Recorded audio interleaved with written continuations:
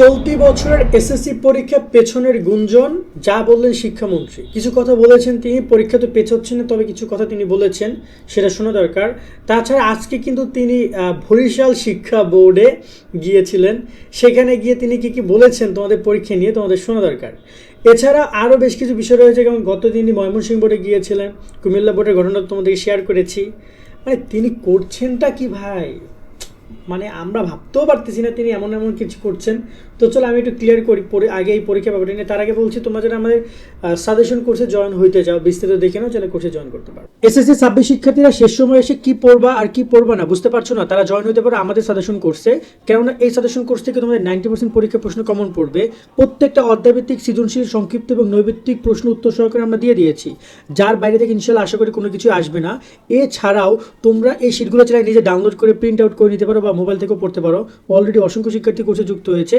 একটা অধ্যায় গুরুত্বপূর্ণ যা আছে সবই দিয়ে দিয়েছি তোমাদের। আমার মনে হয় যে বাইরে থেকে তেমন কোনো কিছু নাই, একটু কষ্ট করে এগুলো যদি পড়ে যাও আশা করি যে ভালো রেজাল্ট করতে পারবা। এই নাম্বার আমাদেরকে 290 টাকা পাঠাও বিকাশ বা নগদ থেকে, আমরা কোর্সের লিঙ্কটা তোমাকে দিয়ে দিব, তুমি ডাউনলোড বা প্রিন্ট আউট করে পড়তে পারবা। আশা করি তুমি বিস্তারিত দেখেছো, চাইলে কোর্সে জয়েন করে শিটগুলো কালেক্ট করে পড়ালেখা করতে পারো। ইনশাআল্লাহ তোমাদের এই যে সৃজনশীল এমসিকিউ প্রশ্ন যা আছে সেগুলো আমাদের এই শিট থেকে কমন পড়বে পরীক্ষায়। পরীক্ষার প্রশ্ন নিয়েও তিনি কিছু কথা বলেছেন আজকে। এখানে আমরা যদি দেখি, তিনি এখানে বলেছেন যে সামাজিক যোগাযোগ মাধ্যম ফেসবুক এসএসসি পরীক্ষার পেছনের বিষয়ে অনেক খবর ছড়াচ্ছে যা ভিত্তিহীন বলে মন্তব্য করেছেন শিক্ষা প্রাথমিক গণশিক্ষামন্ত্রী এহসানুল হক মিলন। মঙ্গলবার 7 এপ্রিল এসএসসি পরীক্ষা উপলক্ষে বরিশাল অঞ্চলে কেন্দ্র সচিবদের সঙ্গে মতবিনিময় সভায় প্রধান অতিথির বক্তব্যে তিনি কথা বলেন বরিশাল ওকে। এবং এখানে তিনি বলেছেন যে তবে নির্ধারিত সময় পরীক্ষা রুটিন হবে, এই রুটিন আগে সরকার নির্ধারণ করেছে এবং প্রশ্নপত্র ইতিমধ্যে মুদ্রণ সম্পন্ন হয়েছে। অর্থাৎ প্রশ্নপত্র সম্পূর্ণ কমপ্লিট এবং পরীক্ষাও টাইম টু টাইম হচ্ছে। মানে পরীক্ষার পেছনের কথা অনেক শুনবা, আরও শুনবা বিভিন্ন জায়গায়, একদম অথেন্টিক সোর্স অনেকে বলবে। কিন্তু পরীক্ষার পেছনের যদি কোনো রাজনৈতিক কারণ হয়, দেশে উত্তাল পাত্তাল হয়ে যাইতেছে, ভূমিকম্প হয়েছে, কোনো প্রাকৃতিক দুর্যোগ আসছে, দেন একটা সম্ভাবনা, বাট এছাড়া পরীক্ষার পেছনের সম্ভাবনা নাই, মানে নাই।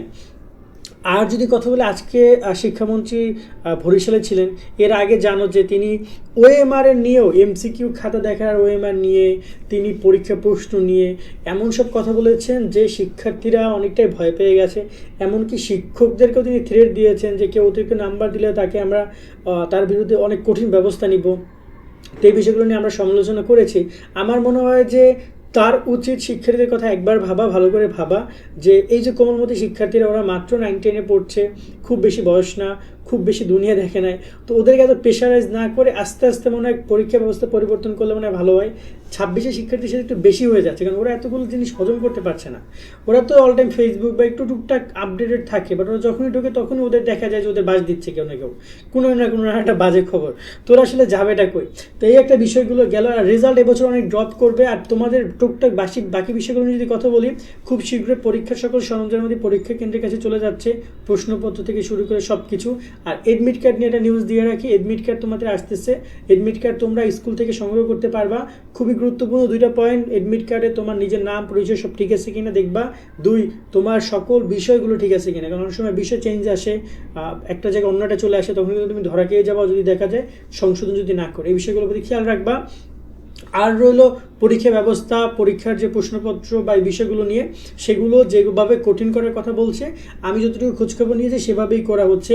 গত বছরের থেকে এই বছর প্রত্যেকটা পরীক্ষা কিন্তু অতিরিক্ত অনেক বেঞ্চ নেওয়া হয়েছে, কারণ এক বেঞ্চে 3 জন বসানো যাবে না, এক বেঞ্চে 1 জন বসবে, যেগুলো 4 ফুটের, আর 5-6 ফুটের হলে 2 জন বসানো হবে। এতে করে বেঞ্চের পরিমাণ অনেক বেশি হচ্ছে। শিক্ষকরা অনেক দায়িত্ব থাকবে, কেননা আগে শিক্ষক যেখানে দেখা যায় যে যেখানে দরকার ছিল 5 জন, সেখানে 3 জন দিয়ে হইতো, এখন সেখানে শিক্ষক 5 জনই। সিসি ক্যামেরার বিষয়গুলো তারা রেখেছে, বডি সার্চ করা হবে, বাথরুমগুলো ক্লিন করা হবে। মানে বলা যেতে পারে যে মোটামুটি কায়দায় তোমাদের একটা সুন্দর পরিবেশে পরীক্ষা নেওয়ার জন্য যেটা করছে সেটা সবই তারা করছে। এক্ষেত্রে তোমরা এইভাবেই প্রিপারেশন রাখো, মেন্টালিটি যে এরকম সব কিছু হবে, আমরা এইভাবে প্রিপারেশন নিয়ে পরীক্ষা দিও। মূল কথা হচ্ছে যে পড়ালেখা করবা, পরীক্ষা দিবা। তোমরা আর এক্সট্রা কোনো কারিকুলাম, কোনো অ্যাক্টিভিটিতে তোমরা যেতে পারবে না, তাইলেই তোমরা ধরা খাইতে পারো। এবং ধরা যদি এবার যদি কেউ নকল করো বা দেখাদেখি করো অথবা এরকম কোনো কিছু করো, তাকে আসলে খুঁজে নিয়ে এসে তার অবস্থা খারাপ করবে। মানে বুঝো, তুমি সিসি ক্যামেরা সব ইউটিউবে ফেসবুকে লিক হয়ে যাবে, তখন দেখবা যে নিজের শিক্ষা ক্যারিয়ার ধ্বংসের মুখে চলে গেছে বা একটা ঝুঁকির মুখে চলে গেছে। তো এই হচ্ছে আপাতত তোমাদের এক্সাম নিয়ে আপডেট আমাদের জায়গা থেকে। সকল অনেক অনেক ভালো থাকবা। আল্লাহ হাফেজ।